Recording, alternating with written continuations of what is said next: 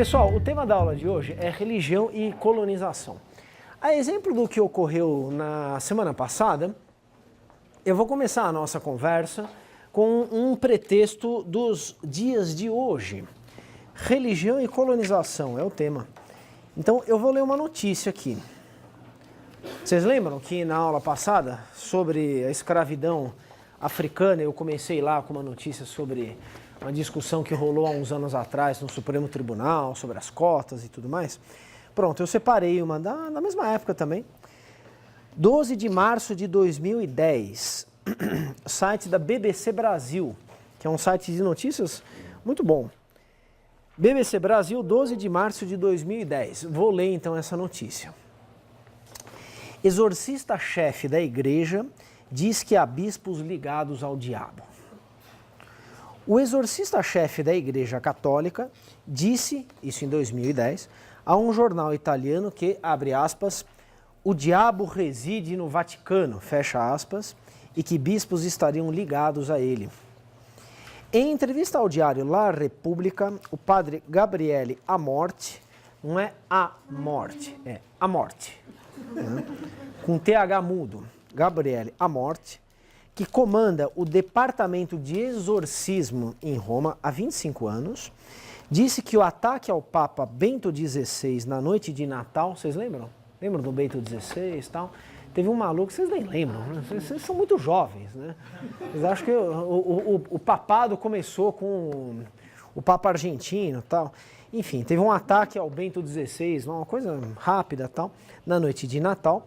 E os escândalos de pedofilia e abuso sexual envolvendo sacerdotes seriam provas da influência maléfica do demônio na Santa Sé e que é, aspas, possível ver as consequências disso, fecha aspas.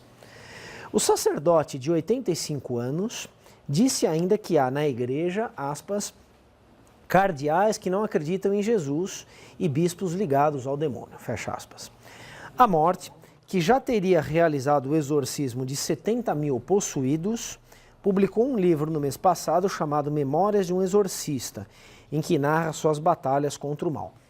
Parênteses, é porque nem todo exorcismo é um exorcismo pleno, podem ter exorcismos rápidos, segundo os exorcistas, evidentemente. Então tem modalidades e modalidades de possessão, tem umas formas de extirpar o demônio que são mais rápidas, por isso essa contabilidade impressionante, né, de 70 mil possuídos que o Amorti diz ter exorcizado.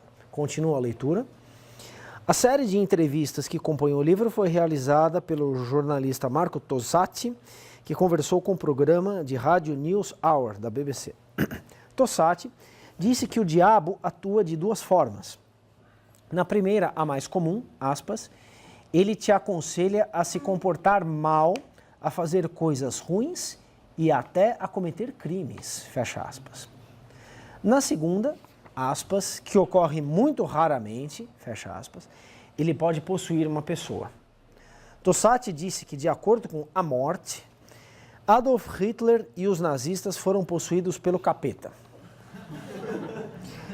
O exorcista católico conta em suas memórias que, durante as sessões de exorcismo, os possuídos precisavam ser controlados por 6 ou 7 de seus assistentes.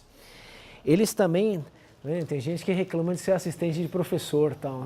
O trabalho de assistente pode ser assistente de advogado, tal. Assistente de exorcista deve ser muito mais difícil, né?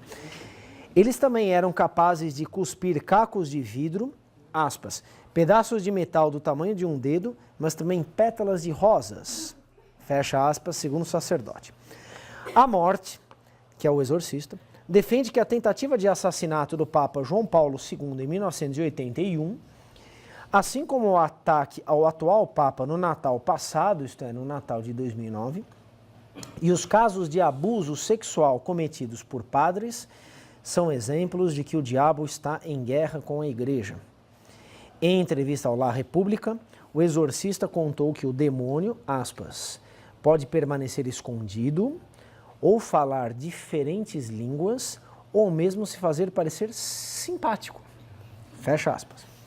Para Tossati, não há nada que se possa fazer quando o diabo está apenas influenciando as pessoas, em vez de estar possuindo-as.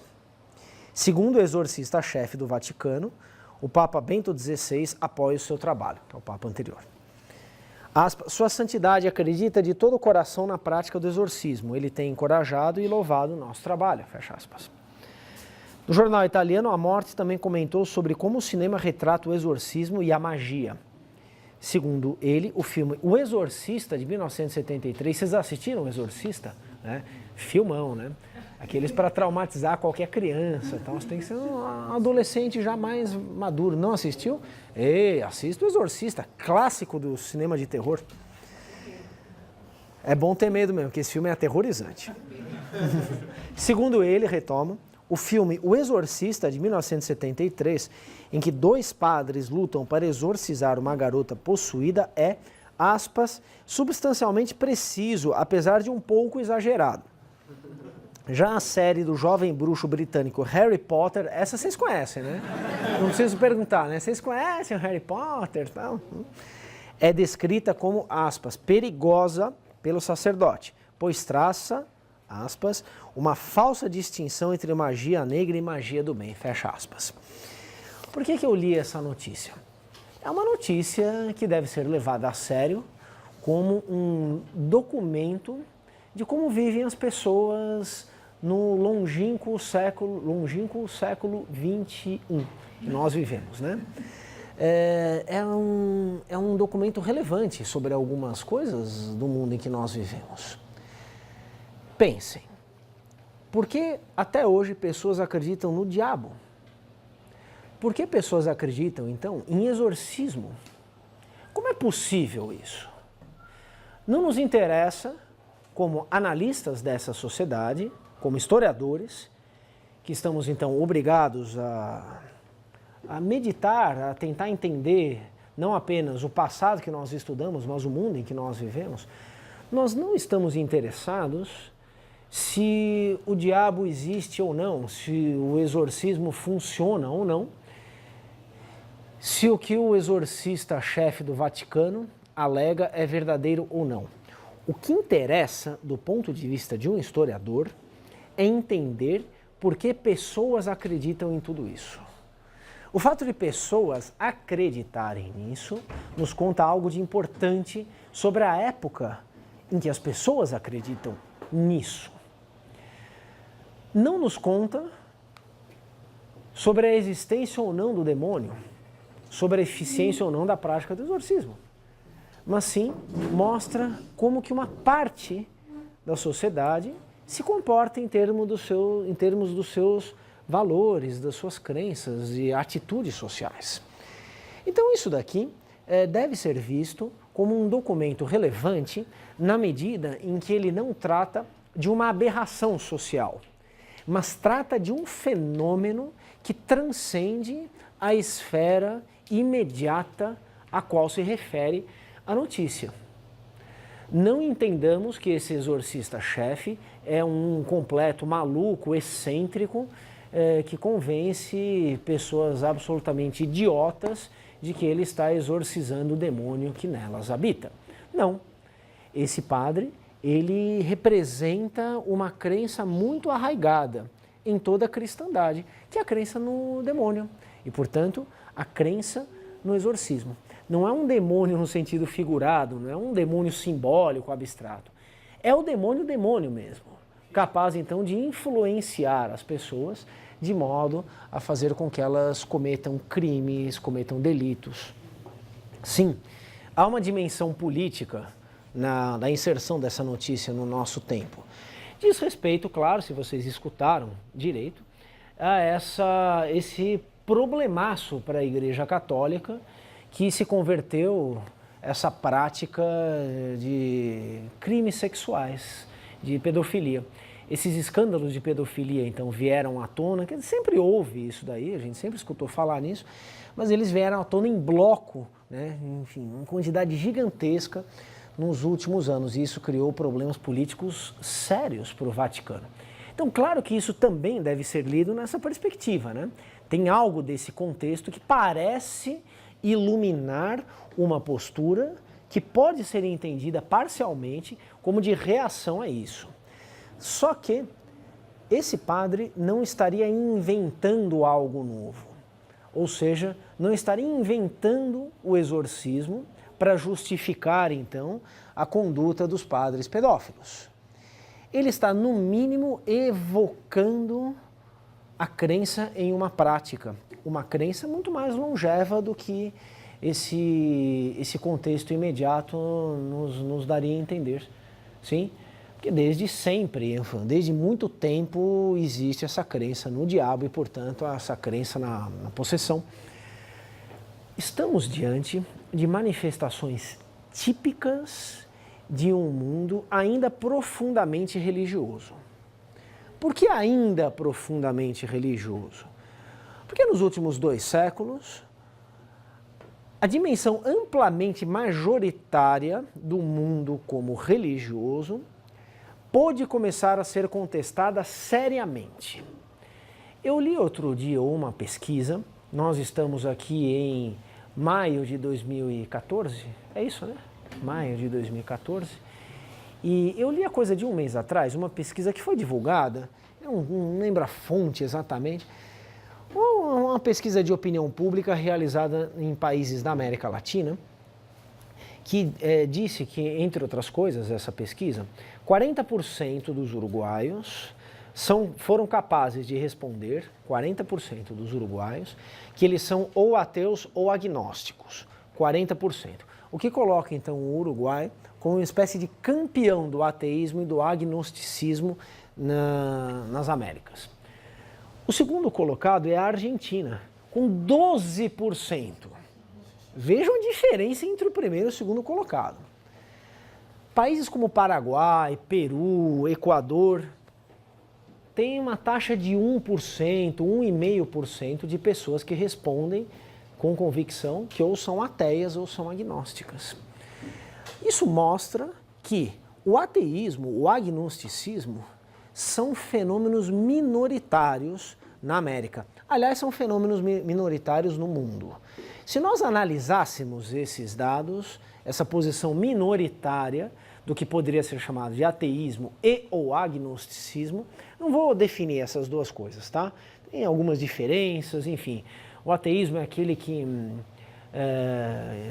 recusa a crença, o agnóstico é aquele que não acredita passivamente, mas não duvida que possa existir a divindade, né? Apenas ele não acredita na medida em que isso não é mostrado a ele. São duas posturas que na prática se confundem. Se nós observássemos em perspectiva histórica, então, posturas agnósticas e posturas ateias, nós referendaríamos uma das ideias do grande estudioso das religiões, Mircea Eliade, a ideia que está lá num livro chamado Sagrado e o Profano, de que o mundo não religioso, o mundo completamente dessacralizado, é uma possibilidade relativamente recente. É uma descoberta ainda nova do espírito humano. Na maior parte da história, o homem sempre foi religioso.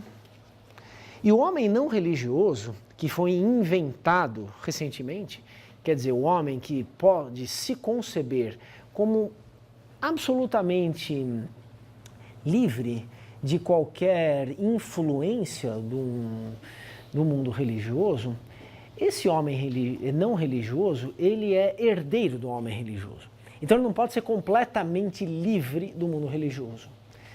A própria palavra ateu deriva do mundo religioso, não é? É aquele que não acredita em Deus. Vejam então que se constitui uma identidade do não crente. Para pegar o exemplo então do ateu, do ateísmo.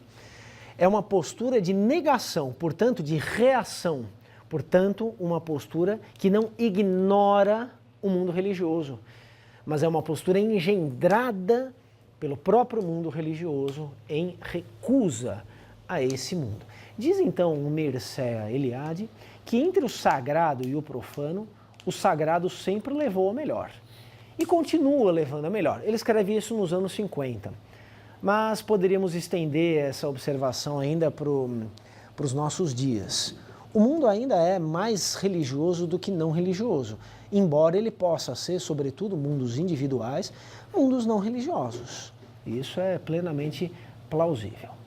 Assim sendo, a partir da ideia do Mircea Eliade, não apenas nós entendemos fenômenos, uma parte, claro, de fenômenos como os evocados por essa notícia que eu mostrei a vocês, mas também permanências que fazem, então, com que os fenômenos religiosos, por exemplo, esses ligados diretamente ao cristianismo, as suas muitas modalidades de cristianismo, os fenômenos religiosos possam ser percebidos como fenômenos cujas mudanças ao longo do tempo são mais lentas do que as mudanças em outras esferas da realidade social.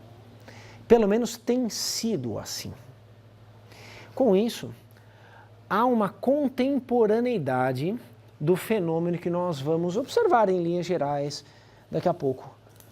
Essa religiosidade no mundo colonial, o papel da religião no empreendimento colonial, a presença da religião na sociedade colonial que está se formando no século XVI, aqui na América Portuguesa. Esse não é um mundo tão distante assim de nós. Ele é muito mais distante em outros vetores de observação. Mas no quesito à religiosidade, não é tão diferente assim. É disso, então, que nós estamos tratando. Bem, não convém exagerar no grau de religiosidade no mundo a partir da observação de que o mundo é mais religioso do que não religioso. Mesmo para a história, mesmo para a observação de realidades passadas. Há uma tendência muito fácil de converter, então, esse diagnóstico do Mircea Eliade, não é o que ele faz, mas é o que leitores dele podem vir a fazer muito facilmente, excessivamente, de maneira excessivamente fácil e imprecisa, a converter, então, a religiosidade das sociedades em perspectiva histórica como uma postura absoluta. Sempre houve espaço para dúvida, sempre houve espaço para crítica, sempre houve espaço para pluralidade de manifestações. Nem sempre, claro, essas manifestações foram capazes de organizar uma contestação ao mundo religioso. Em escala coletiva, né?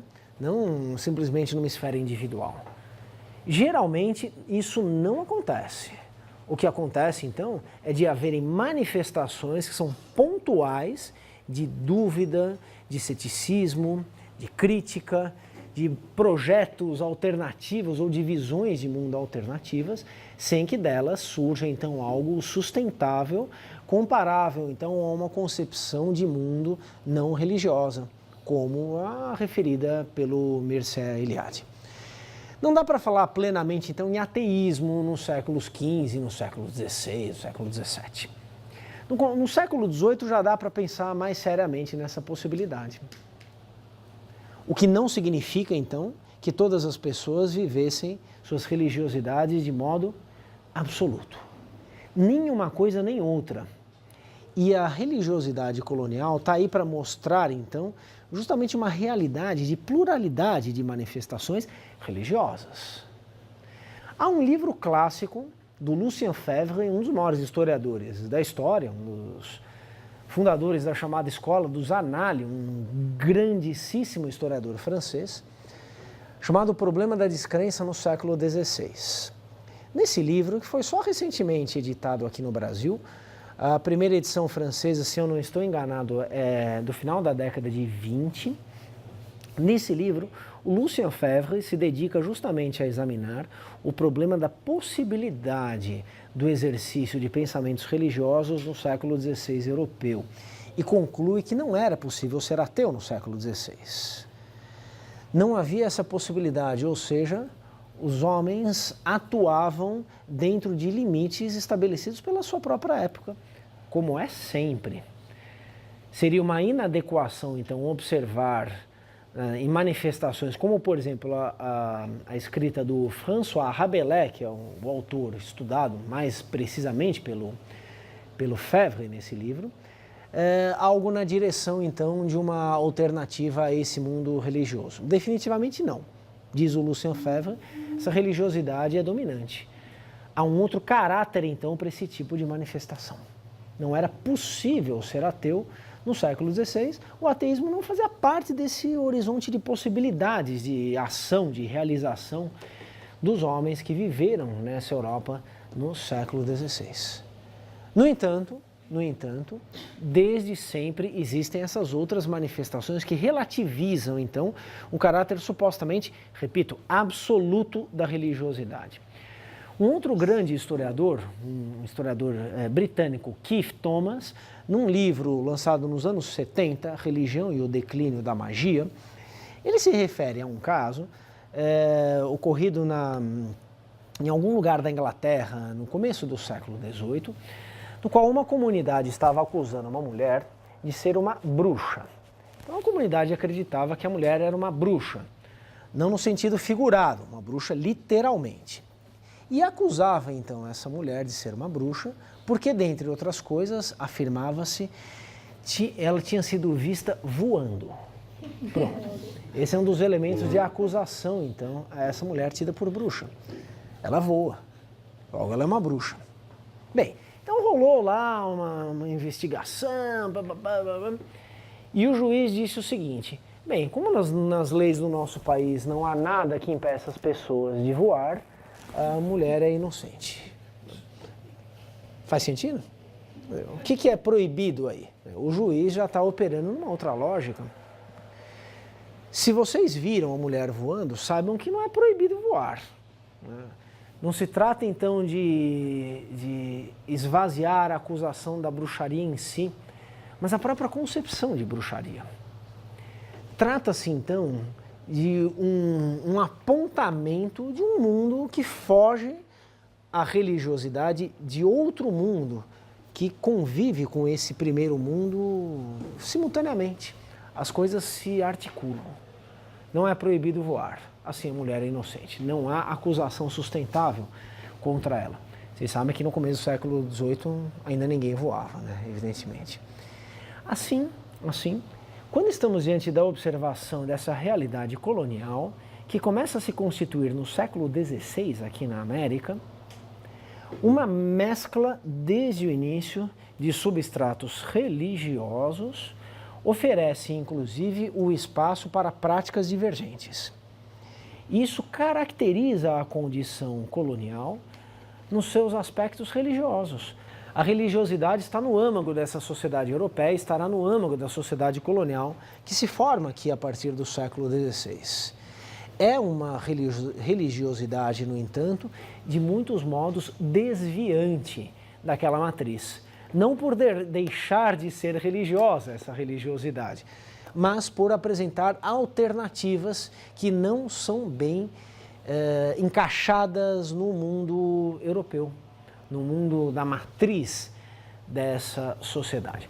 O que nós temos então que entender como princípio dessa mescla de conteúdos que constituirá então uma religiosidade a exemplo dessa própria sociedade, uma religiosidade então que tem o seu ponto de origem, que tem a sua matriz, mas que não se reproduz automaticamente, que não é replicada em ambiente colonial, que é modificada, que é, enfim, que resulta em uma nova síntese. Os componentes essenciais são, claro, em primeiro lugar, a própria religiosidade do europeu colonizador no século XVI. No começo do século XVI tem início isso que se convencionou chamar de Reforma Protestante.